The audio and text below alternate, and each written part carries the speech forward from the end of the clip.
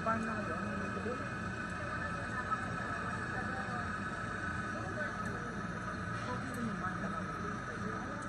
attending our call. My name is Manuel Sanchez de Nogues, and I am the Deputy Chief Observer of the European Union Election Observation Mission to the Philippines. I am an European Union citizen from Spain. The government of the Philippines and the Commission on Elections invited the European Union to observe the national, midterm, and local elections to take place on the 12th of May 2025. In response to that invitation, the EU deployed for the first time an EU election observation mission to the Philippines.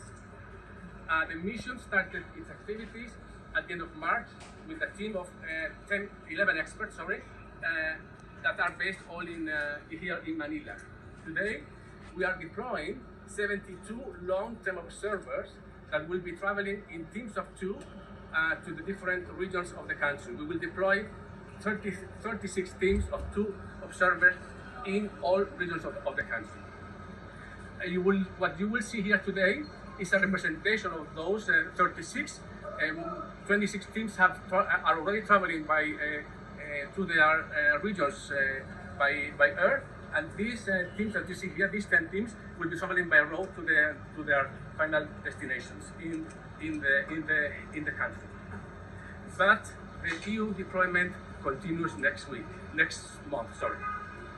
On election week, will be joined by 100 short-term observers, a delegation of the European Parliament, and also EU member states accredited diplomats that will join our efforts to observe the election. In total, the mission will be composed on election day of more than 200 election observers. And how do we operate?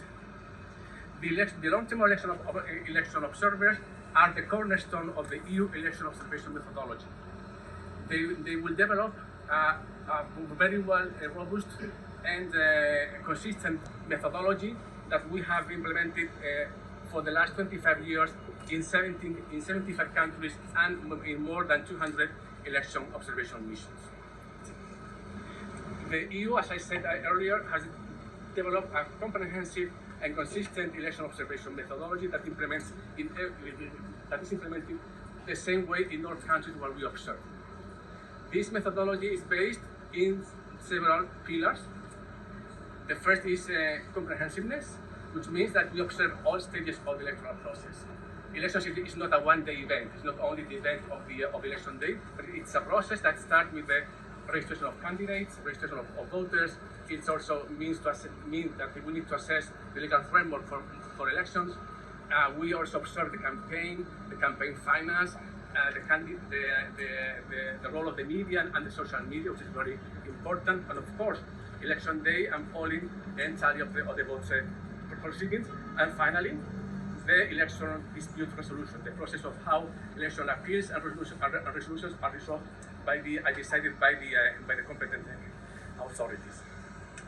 That's why I say that for us it's not one day event.